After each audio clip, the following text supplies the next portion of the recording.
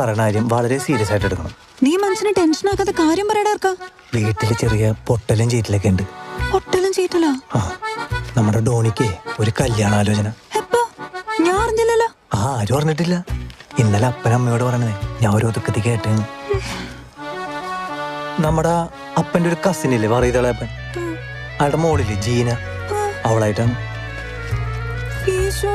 ആ പെണ്ണോ?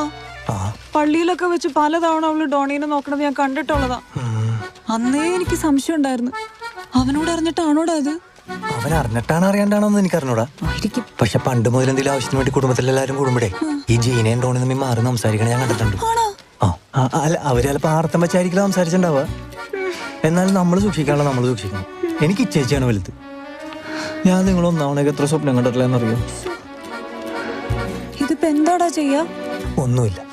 ഇച്ചേച്ചി എന്നെ മുൻകൈ എടുത്ത് നിങ്ങളുടെ